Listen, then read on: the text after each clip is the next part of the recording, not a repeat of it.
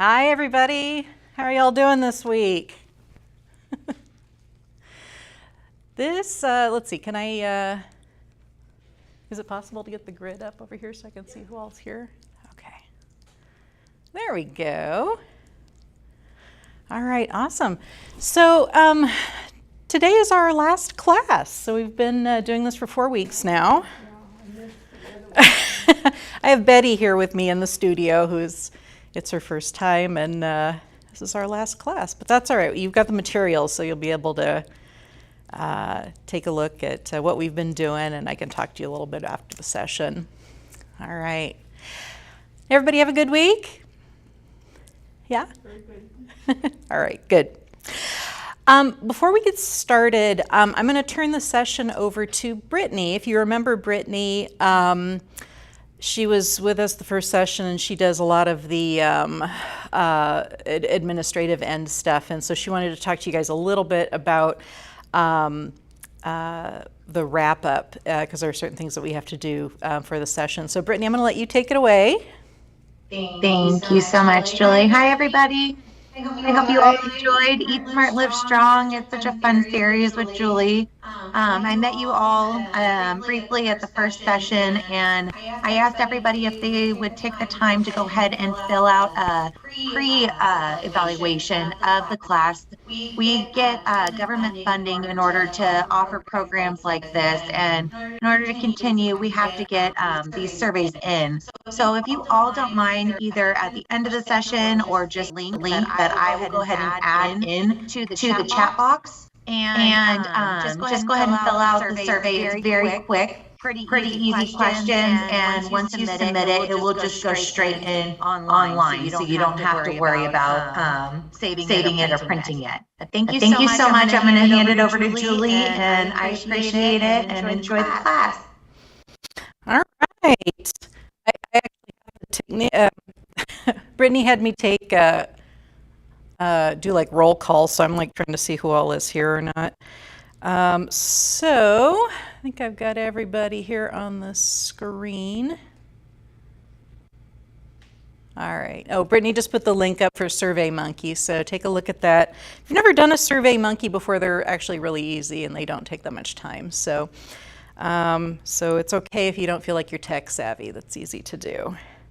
Is Donna here? I don't see Donna. Okay, and oh, I can't see anything. I put my readers on here. Elaine, is Elaine here? I don't see Elaine. Okay. I do see Emily. Okay. All right, cool. I think I got everybody here. All right.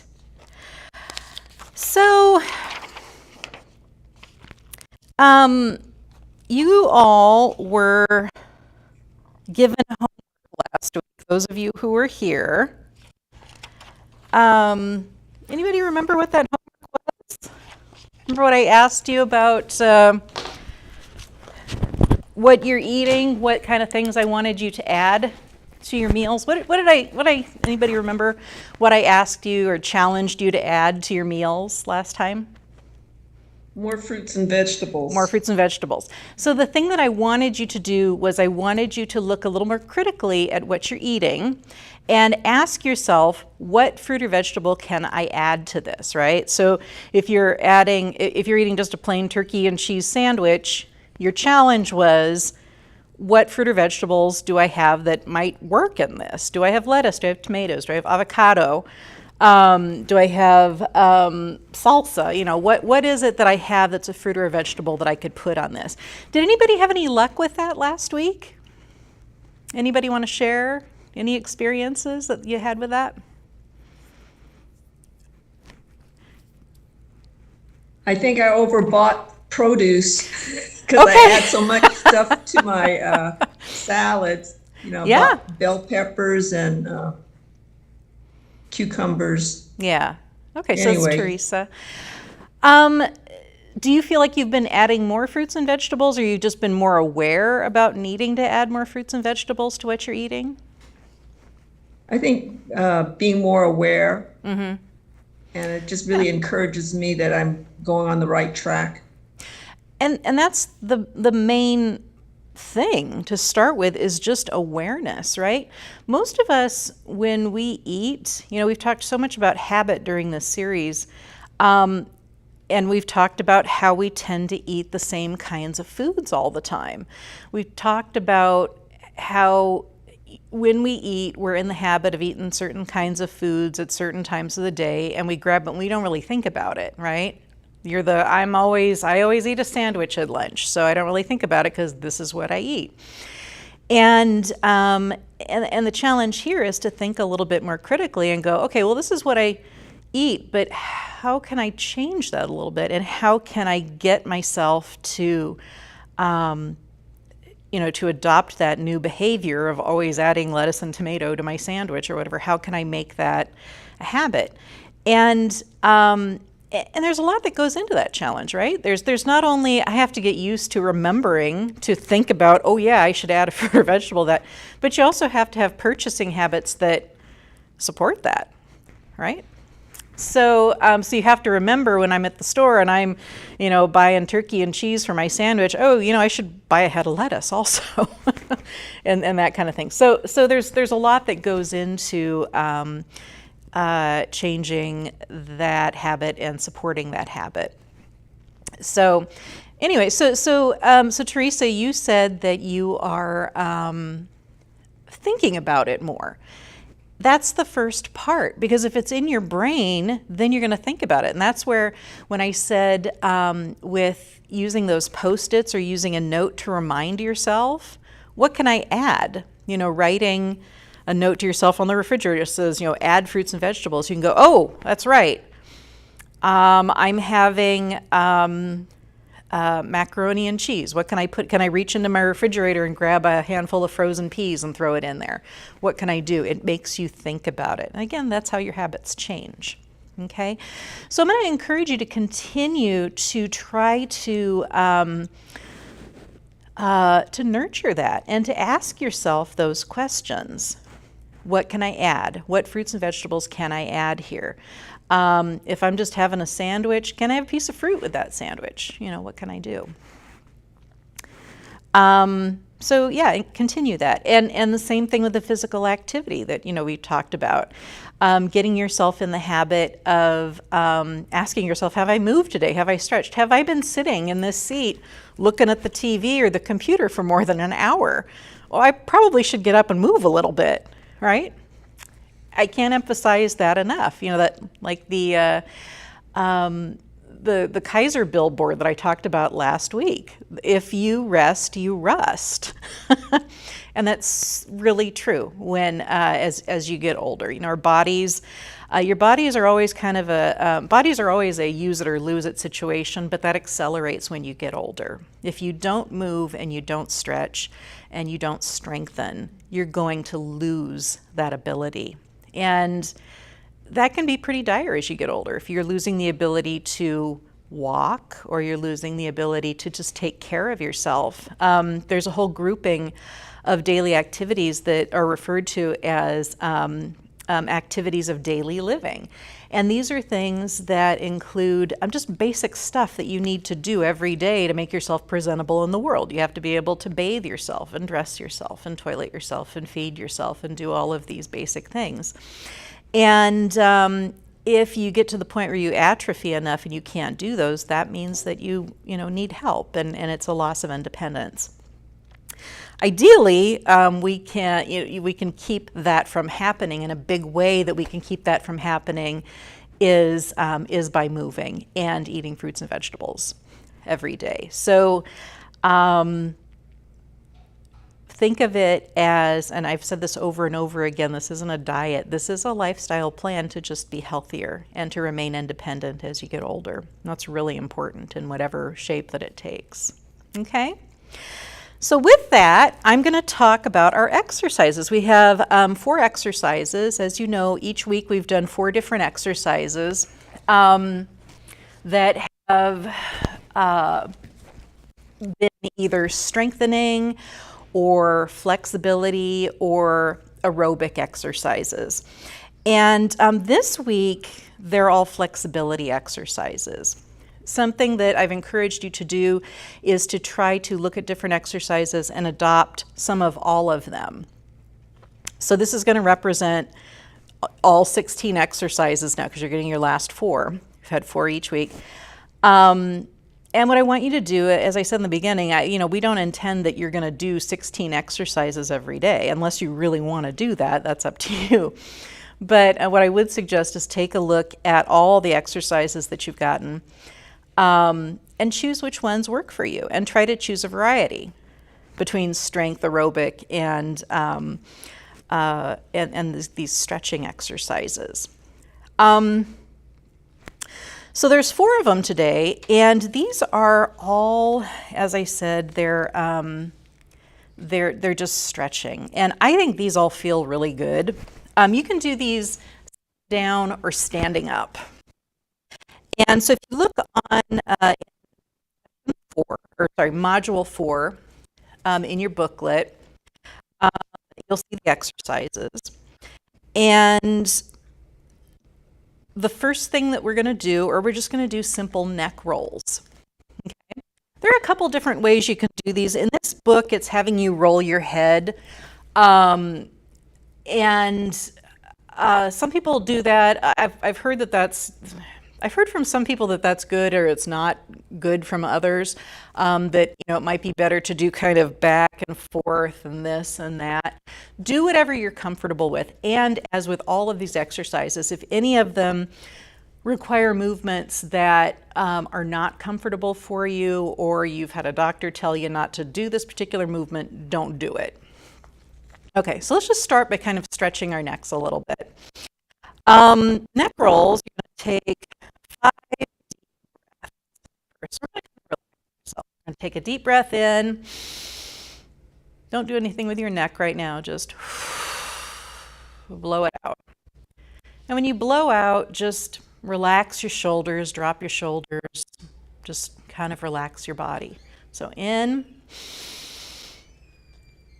and out. When you breathe in, breathe into your belly, push your belly out, not into your chest. Helps the breath be just more relaxing. So into the belly and relax the shoulders. I'll do 2 more. In, out. 1 more. In and and out. Okay. What I want you to do is start by, and you can do this sitting or standing, whatever's comfortable for you. Head to your right shoulder, like this. And then roll your head back. If you don't want to roll your head, you can come to the center and then go back. When you do this, you should feel a nice stretch across your chest. And roll over to the left side. Hopefully you feel a really nice stretch up the side. And then roll forward. I'm just going to do it very slowly.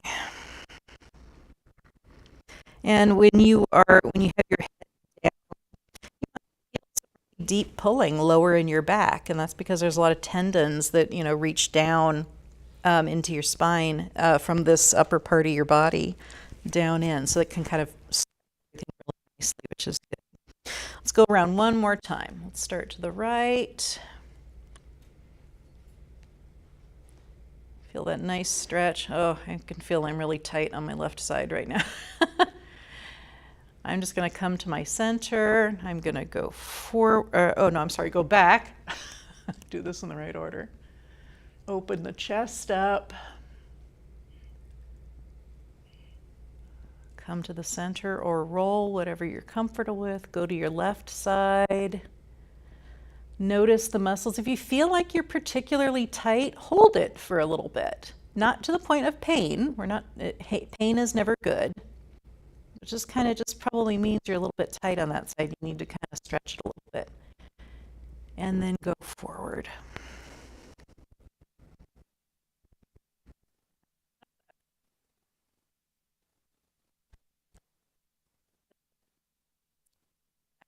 Because you're stretching all of these, tendons and ligaments and muscles all around here.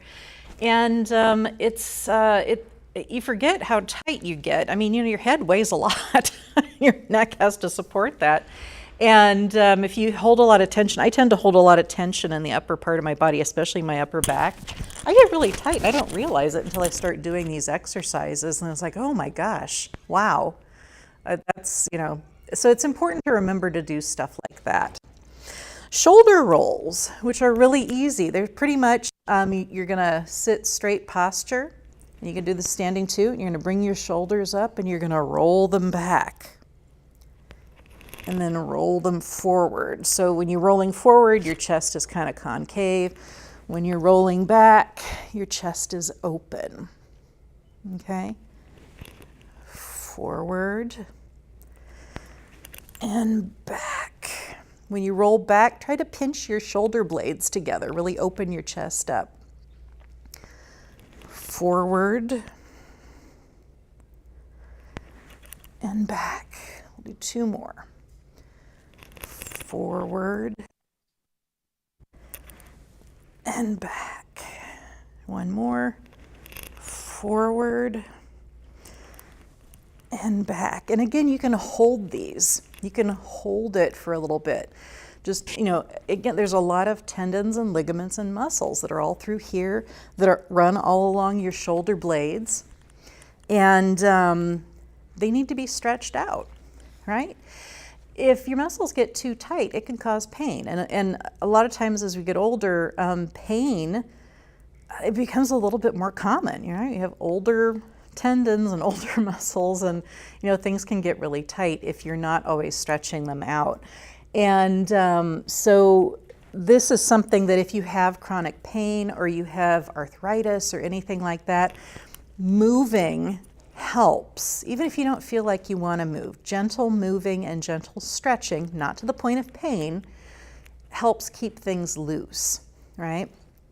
So every day it's a good idea, especially if you're somebody who has arthritis, it's a really good idea to move wherever your arthritis is, if it's in your hands or your wrists or wherever, to really stretch and hold that stretch and keep those joints and ligaments and things pliable so that they're moving and they're not likely to be as painful if you keep moving them.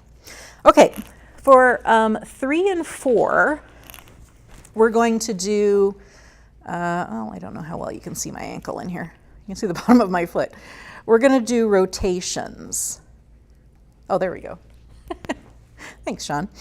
We're going to do rotations. Okay, so basically what it is, it's sticking your feet out. You can do them both at one time if you want, if that's comfortable for you, and you're just going to rotate them. Kind of I think you can see that on camera. And you're going to do it in both directions. This is something that's, when might you be able to do this? When in your life would it work for you to do this? What part of your day?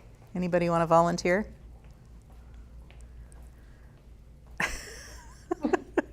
You guys are quiet today. I know you hear me though. All right, this is something that I personally do working at home. I sit at a desk, and so what I do periodically is I do this. It feels good because the thing is that I'm not only stretching the tendons and ligaments in my ankles, I'm also stretching the muscles in my legs, right? So if I'm on a phone call or I'm in a meeting, this is really common for me to do, right? You can do this watching TV. You can do this while you're, having a conversation with a friend on the phone, right?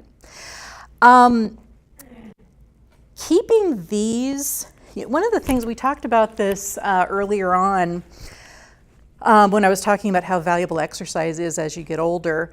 One of the things that happens as you get older is you're more likely to fall. Your risk of falling really increases the older you get. Know that people who exercise fall less, and if they do fall, they're less likely to be seriously hurt if you're exercising regularly. So something like these ankle stretching and really working these tendons and ligaments in here, is that this actually also can help you keep your balance. And if you fall, you're less likely to damage something. If you remember, really early on, I talked about envisioning a rubber band, a brand new rubber band that's really stretchy and really nice. And that's kind of what our tendons and ligaments are like when we're young. They stretch really well. And, if you take that same rubber band and you throw it in a drawer for 60 years, and then you pull it out, we talked about, well, that rubber band is going to probably snap if you stretch it too far because it's not pliable. It hasn't been exercised. It hasn't been, continually stretched. Your tendons and ligaments are kind of the same thing. So if you're not continually stretching them and, bathing them in, you're not drinking enough, that you're dehydrated, you're not keeping them stretchy and exercised, they're going to, as you get older, become less pliable. So if you fall, they're more likely to snap, right? And have a more serious injury. So these are really good ones to do. I have weirdly thin ankles, and so I tend to roll my ankles easily. So this is an exercise that I do a lot because I need to keep these pliable and keep them from snapping. And so that's a really good daily exercise for anybody who's older. The other one is the same thing, but with the wrists. And so you're going to do, maybe 10 circles one way, and then you can switch direction and do them the other way. If you have arthritis, this is really good, right? One of the things I suggest too is, if you have arthritis in your fingers, just kind of stretching your fingers out like this is also really good. There are certain times a year it might get really bad, like in the winter in particularly. I know that when the barometric pressure drops, you can get a lot more pain. Or first thing in the morning, it can be really difficult with stiffness. A good place to try to get your joints warmed up, if that's a problem, is in warm water. So if you do this in the shower, right, you get warm water on it, or if you put warm water in the sink and you can, do these exercises in warm water, it can provide some relief. So the comfort is coming from the warm water, but you're also moving the joints, and that's really important. Okay, so again, when can you do this? You can do this. There's a lot of times during your day where it's easy to do this, right? But you have to think about it. Oh, right, okay, I'm waiting for my coffee to brew, so I'm just gonna do this, right?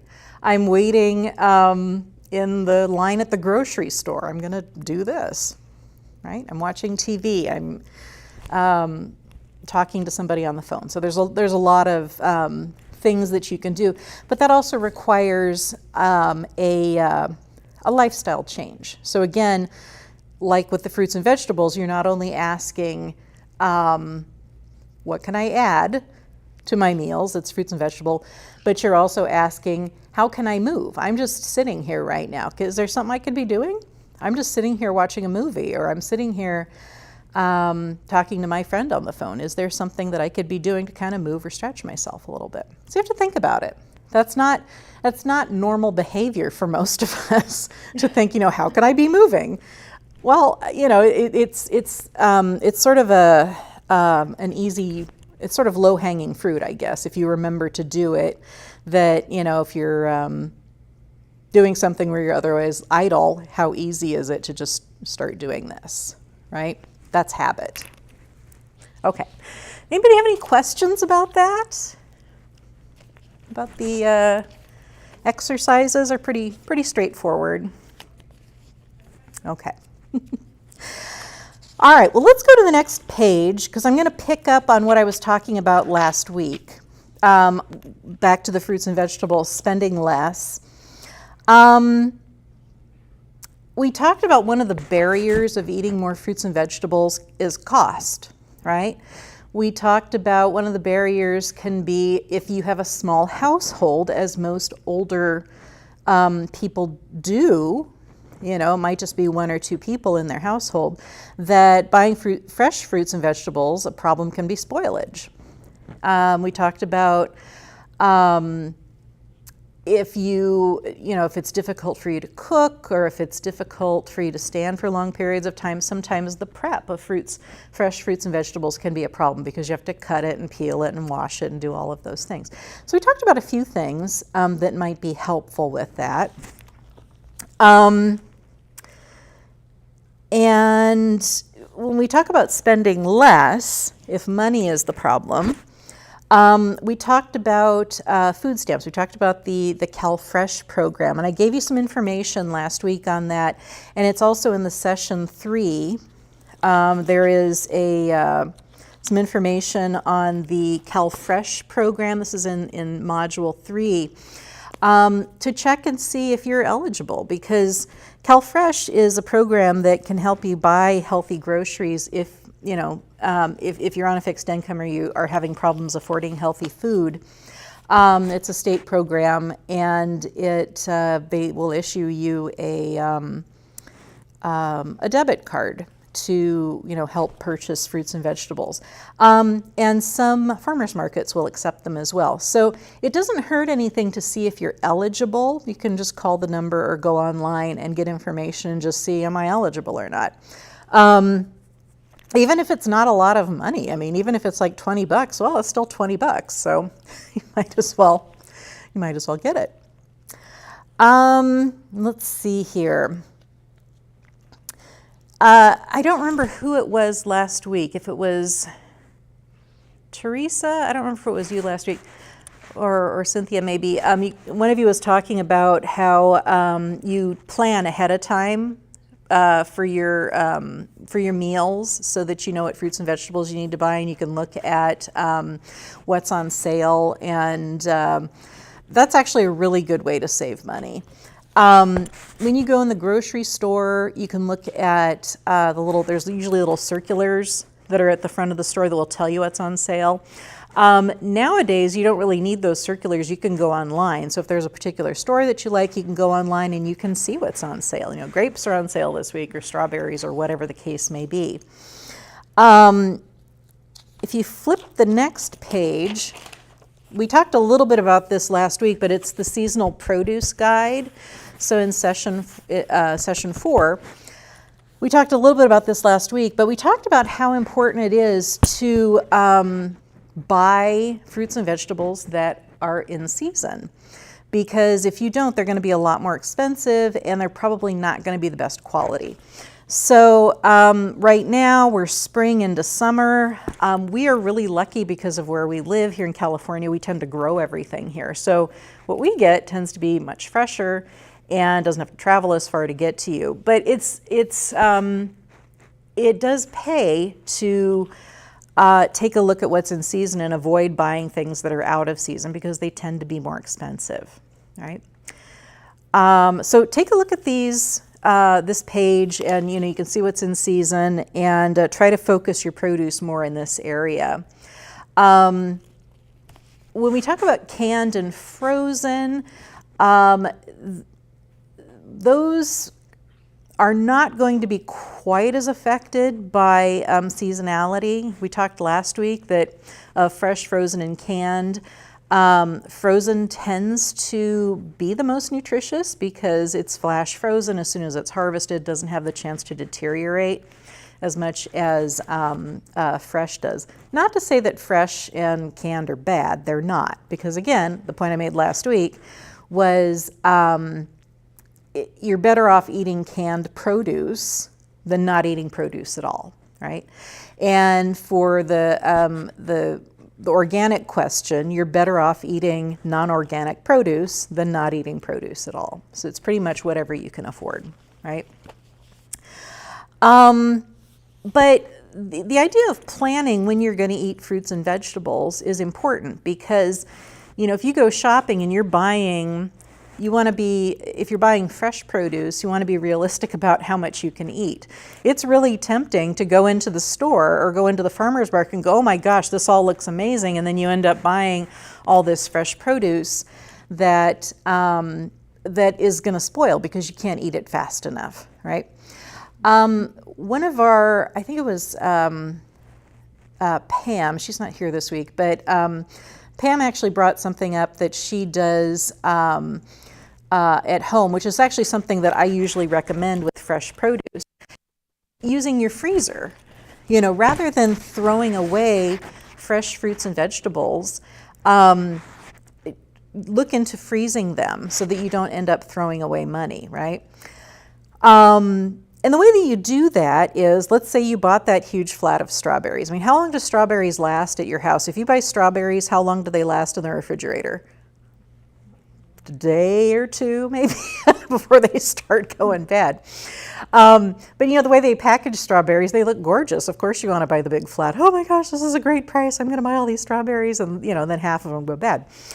What you can do is, we'll just use strawberries as an example, is if you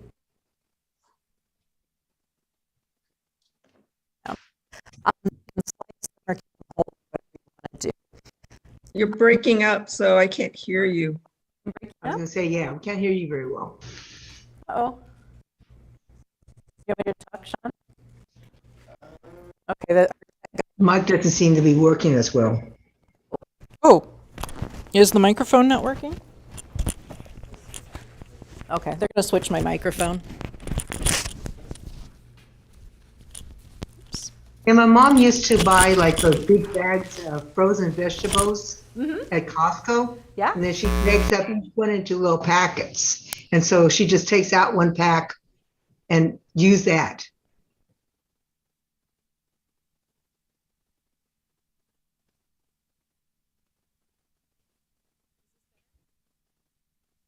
No. It's not better? Oh, now it's Now it's better. Can you guys hear me okay now? Yeah. Yes. Okay, we just switched the battery pack out. Okay. All right. Let me know if if it breaks With up again. strawberries, I'm able to, because someone showed me. So I buy, let's say that flat of 6, but you know, I give away like 4 of them. So I have 2 Right. little things left, baskets, just to, you know, soak them, clean them, and take out that green part, and then put them in jars with paper towels on the bottom. Okay. And I actually had them last like all week. Really? Okay, for fresh. Yeah. I have not tried that, but that's yeah, all right. And, you know, lettuce, like spinach, and you get one of those pre-packaged things. Yeah. The and everything. So when I open it, someone showed me that just put a paper towel in it, Yeah. and you close it up, Yeah. and it's supposed to, and it stays longer. Probably Yes, it because does. it maybe is absorbing some of the moisture Yeah. that is going to be a problem. Well, let's go back to the strawberry example. If you want to freeze some fruits and vegetables, you can do that. And the way to do it is get a cookie sheet, line it with like wax paper or something like that, and then put your strawberries, in this case, on the cookie sheet. Don't let them touch each other. Put them into the freezer and let them freeze solid. And then take the whole thing, and then you can put them into a baggie or a container and then freeze them. When you do it this way, they won't stick together. So you can take out individual pieces and use them however you want. Stir them into hot cereal, use them in a smoothie, you know, any of those things, and they're not going to stick together. If you don't do that and you just freeze them in a bag together, they're all going to be, you're going to have to get like a knife to chop them apart. You can do that with any kind of berry. So blueberries, strawberries, raspberries, blackberries, they freeze beautifully. So if you have too much, you can do that. You can do it with stone fruit. So if you have, you know, peaches, nectarines, plums are a little watery, and it's kind of hit and miss with those. Apricots, any of those things, you can cut them into chunks. You can take the skin off or not. You know, wash them, cut them into chunks, and then do the same thing. Put the pieces on the cookie sheet and then put them in the freezer. You can do it with bananas. The only fruits and vegetables that don't work really well to freeze like that are anything that has super high water content. So melons don't generally freeze very well. They tend to, because they have so much water in them, they tend to get big ice crystals, and it damages the just the tissue of the fruit. So those don't tend to freeze very well. Things like cucumbers, things like lettuce, not so well. You can freeze, you know, as far as vegetables go, you can freeze things like spinach actually freezes pretty decently, and it's because it's a thicker leaf, you know. So, so you can do that. You want to clean them and trim them and, you know, wash them and all that. But you can freeze spinach. You can freeze any kind of solid vegetable. So green beans, carrots, corn. You know, if you're buying corn on the cob, you can take it off the cob and then freeze them individually. And that's important this time of year because, you know, again, we get that. I'm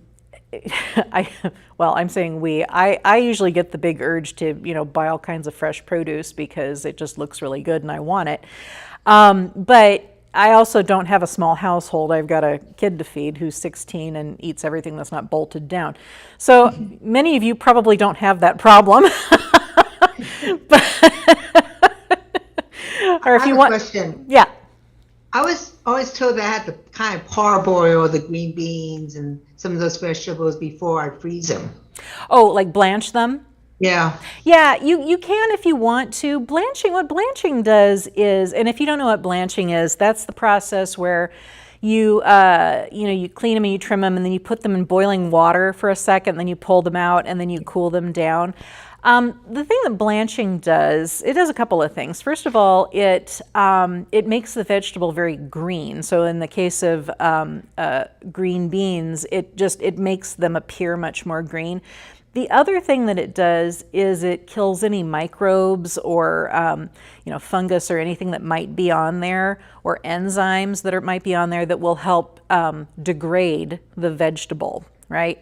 So you can do that. There's nothing wrong with blanching before you do that. But the process of freezing itself is going to stop any microbes from growing anyway, right? So it's just kind of it's an extra step that, if you want to do that, if you like your green beans extra green, then that's fine. There's nothing wrong with doing that. So so you can do that, but it's not required to do that. Yeah, that's it's kind of one of those things that it has sort of been passed down through the years that if you want to do this, then you need to blanch everything first. And that's not necessarily true.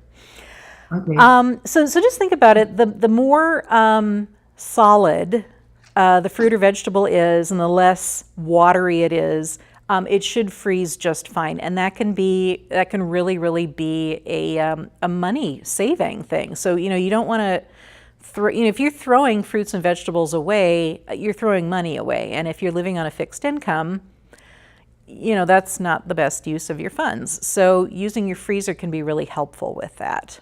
Okay. It can also, if you're somebody who maybe doesn't go to the store as often, if you're going once a week or once every 2 weeks or, whatever the case may be, if you have mobility issues or transportation issues, when you're trying to figure out how to get more fruits and vegetables in your diet, you have to think, okay, well, I've got fresh produce that's maybe going to last 3 days. What am I going to do for the rest of the week? Well, that's when you bring in your canned and your frozen and dried, maybe if you like that, into the rest of the week. So you have to kind of think about how to make sure that you're eating fresh, you're eating fruits and vegetables for your entire week. So the back half may be frozen. So when you're asking yourself, what can I add to this? You can go, oh, well, I've got, frozen vegetables that I can use. I've got some fruit. If I, eat oatmeal every morning, I can throw some of my frozen berries in here.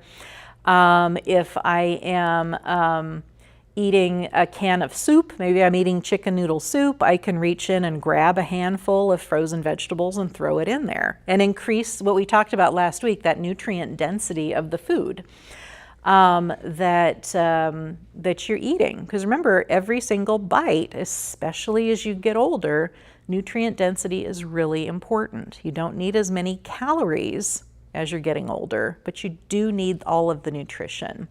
So really minimizing, what we call, empty calorie foods as you get older is really important. It's important at any age, but when you're getting older, it's super important because you still need a lot of nutrients. And in some cases, there are a few nutrients that you need more of when you get older than you did when you were younger. Like calcium comes to mind. You need a little bit more of that for bone health as you get older. So it's really important to make sure that you're eating a nutrient-dense diet.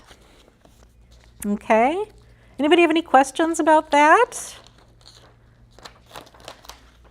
No? Okay. All right. If we continue paging through the fourth module, there are some tips. Save more at the grocery store. Some of these, again, we talked a little bit about this last week. Find deals right under your nose, coupon programs, savings in the newspaper or online. If you have a computer and you haven't done this, go to your favorite grocery store online and see what they have.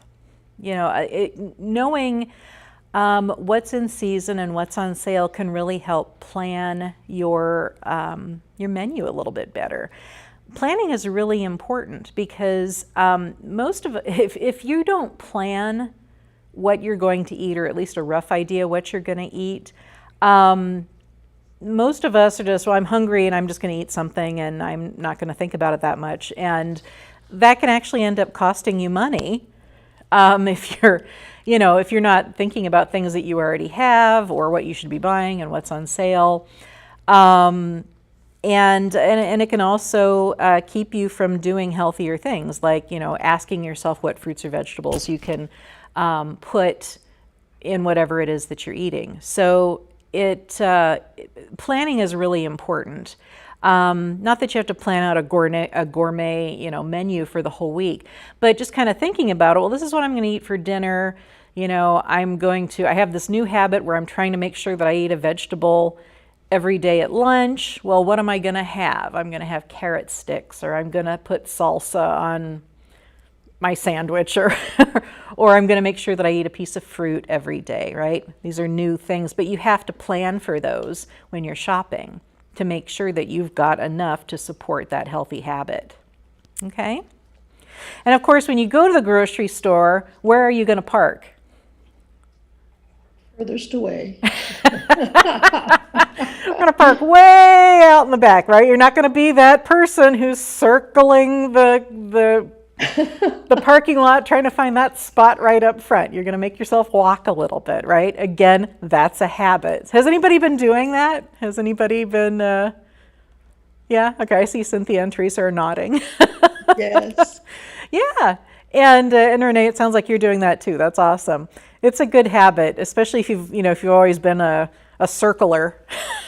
Kind of give up that habit and make yourself move a little bit more. It's a good habit. Okay.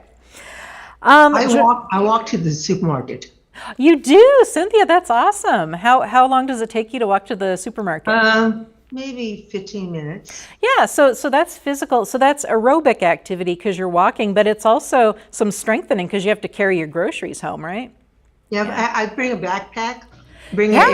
Absolutely. A backpack, and I pack my bag so I don't have to pay 10 cents for the bag. Yeah, no, that's great because when you're putting a backpack on, you're strengthening your core muscles because you have to support all of that weight. Remember, we talked about those core muscles as being the ones that help keep you from falling down, or they can help with that. So strong abdominal muscles are really important for that. That's really good. That's an excellent example of using your lifestyle, changing your lifestyle to support health for yourself. So that's great. I'm close to. I try to walk to every place I go to. Mm-hmm. Like my doctor's pretty close. My dentist's pretty close. Yeah. And I go to the senior center to go and do Tai Chi and line dancing and things like that. So I walk a lot. Yeah, and that it's something that. If you are in a community that's walkable, that has sidewalks, that is safe, then definitely it's safe. But well, be safe. You don't want to get hit by a car. Yeah, but it's not that. It's more like that I'm in the older, I'm in like older East Sac and stuff like that, and the pavements are uneven. Yeah, and that's another and that is also a potential hazard. If you're more likely to fall when you get older, you need to look down. I think I mentioned it. One of the things that I find myself doing now that I'm getting older is when I'm walking, I'm looking at the ground because I want to make sure there isn't a rock or a crevice or something that I'm going to trip over, and I just kind of find myself doing that more now. So that's an important thing to do. But what you have done, Cynthia, and I applaud that. I think that's great. It's so easy to think about, I'm just going to get in my car and do that. I got on my dad, who was getting into the car to drive to the mailbox down the street, and I'm like, really? Come on. Or go one block around, I know. Like, you don't need to get in the car to get the mail. Come on. And so that's horrible. I shamed my dad into walking to the mailbox, but it's half a block away. Come on. But think about those things. It's a matter of just asking yourself, how can I move more?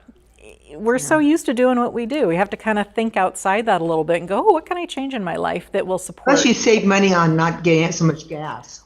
I know, right? It's like almost $7 a gallon now. It's insane. Yeah, so. I'm almost at the point where my goal is to only fill it up once a month. Yeah, that's great. No, that's excellent. Yeah, so, and it sounds like you live in an area where there's a lot of stuff around. My mom, who's in another town. Yeah. I don't want to be driving anywhere.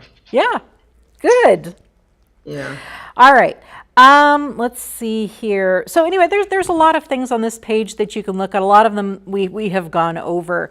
But again, the purpose of this is to, again, kind of get you thinking beyond your lifestyle as it is now to things that you can do that are a little bit different, that might save you money, that might make you move more, that might make it easier for you to think about, how can I add fruits and vegetables every single day? So you have to kind of rethink. And this goes back to the very first session that we had here. If you think about your brain as a computer with a set program, you're trying to introduce new programs in there. And the way that you do that is by opening your mind up a little bit, seeing what else is out there, seeing what other options are out there, seeing what other ways there are to do things, like parking farther out in the parking lot, which doesn't sound like much, but it does make a big difference over the period of your lifetime. To reprogram your brain a little bit, to reprogram your habits a little bit. So, and that is the overall theme of this whole program, is that small differences, small changes make huge differences. And that's the way to think about it. Little teeny things that seem kind of trivial, right? Sitting in front of your computer doing this over a long period of time will make you feel better, right? Make you healthier and keep you independent. And so that's why I've said from the beginning, when you're doing this, don't think about how you look. Think about how you feel. Think about how much energy you have. Think about, oh, I don't hurt as much as I used to. My wrists don't hurt as much as they did before. I feel like I have more energy. I'm more regular, right? So if you're having problems, as you get older, constipation is an issue. Well, fruits and vegetables will help with that, right? And that goes a long way to making you feel better, right? If that's a problem. So it's little things, but I think that what will help keep you on the track to continuing good, healthy habits is that you just feel better, or that you're functioning better.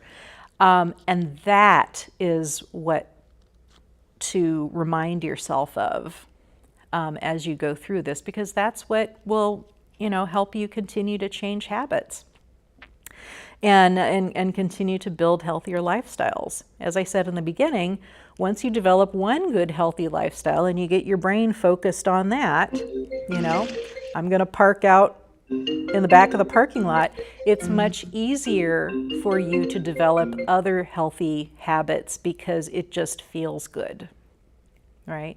And your body is functioning better, okay? So that's why this program is 4 weeks long, because my big job during this 4 weeks is to kind of be your cheerleader a little bit, to say, you know what, if you didn't remember to eat your fruits and vegetables this week, that's okay. Try it this week, right? Use your Post-its, retrain your brain.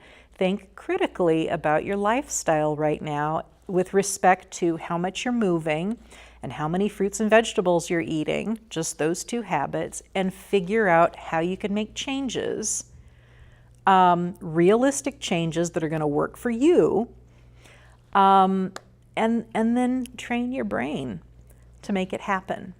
And that's all this program is. It's really simple, but it's up to you to make those changes. So hopefully, if I've done my job, I've given you some ideas of things that you can consider. I've given you some maybe inspiration to kind of think about what your habits are in terms of physical activity and in terms of eating fruits and vegetables. Maybe giving you some inspiration to kind of think about how you're doing in your life. One of the things in the very first session that we talked about was I wanted you to get a baseline of how much you're moving and how many fruits and vegetables you're eating. And the goal, we talked about the goals at the very beginning. The recommended goals are for physical activity. It's 30 minutes or more 5 times a week. And if you're not there, that's okay. But the question is, are you doing more than you did at the beginning, right? So maybe you weren't doing strength exercises at the beginning, but now you're trying to get in, you've gotten in the habit where you're doing a little strength exercise, or you're doing flexibility exercises, or maybe you weren't physically active at all, but now maybe you're up walking 5 or 10 minutes a day, right? Or you're taking the long route through the parking lot, or you're doing a lap around the store before you start shopping, right? Are you moving more? And if you are, it doesn't matter if it's 30 minutes a day, at least 5 days a week. You're doing better than you were at the beginning, and that's where we want you to start, right? The 3.5 cups of fruits and vegetables per day. If you're not there, that's okay. Are you on the way? Are you doing a little bit more than you were at the beginning of this course? Are you at least mindful of, oh, I need to eat a vegetable. I haven't eaten a vegetable yet today. Are you at least thinking about it? Because in that case, we've put it in your brain. And once it's in your brain, you're thinking about it more, and you're more likely to go, oh, I'm going to grab some carrots to have with my sandwich, right? Or I'm going to throw something on that sandwich, or I'm going to throw an extra handful of frozen peas in whatever. The behavior is there. But it's up to you to keep it going. And focusing on how you feel will help with that. Okay? All right. Anybody have any questions or comments? I like that that there's steps to this, and they're not huge steps. It's not a hop or a jump. And that's encouraging to me. It's not overwhelming. Right. Well, and that's, what I said in the beginning is this is why diets don't work. This isn't a diet. This is a lifestyle change. And we talked about SMART goals. We talked about doing things that are reasonable for you, right? So if it's, physical activity, if it's not reasonable, you can't say, oh, I'm going to, train for a marathon. Well, if you don't want to run a marathon, that's not realistic for you. But, maybe taking the long way to the mailbox, or not driving your car to the mailbox like my dad, that's a behavior change. So, but it's little, and it's not, I'm not asking you to run a marathon. I'm asking you to not take the car and drive half a block, and walk half a block to get the mail. They're little things, right? Think about it in the space of the rest of your life, right? It's not like a diet where it's like, oh, well, in 2 months I'm going to lose 20 pounds or whatever. Well, that's not the best goal. It's how are you going to do that? How are you going to make realistic changes that are, whether they're weight loss or just increased mobility or just feeling better or being more regular or whatever the case may be. Getting your diabetes or high blood pressure or whatever else under control by eating more fruits and vegetables and moving more. They're just little things. And it's just much more effective, right? I can't tell you what the best things are to do, because I don't know. For each one of you, I don't know what those best things are, but you do if you think about it. And that's the challenge. All right, excellent. Does anybody else have any comments or questions or anything? No? Okay. I think, Sean, did you send my email out to everybody? Okay. If anybody has any questions or anything, I gave Sean my email at the Agency on Aging. Any of you are welcome to shoot me a question or a comment or whatever, if you have it. So even though this is the last class for us, if you think of something, you're more than welcome to reach out, and I will do the best I can to help you. Oh, there it is. Okay, so Sean just put it up in the chat. So anyway, excellent. All right. Well, if we don't have any questions, I wish you good luck, and this is an ongoing journey. You're going to be on this journey for the rest of your lives, just trying to think of small ways to make things a little bit better. And use your Post-its or whatever you need to help you make those habits, make those changes habits. And that takes, 21 days, right, for your brain to figure it out. All right, excellent. All right, everybody, thank you so much for joining us. Again, my name is Julie Tharalson. I am the dietitian for the Agency on Aging here in Sacramento, and good luck and stay well. Thank you. You're welcome.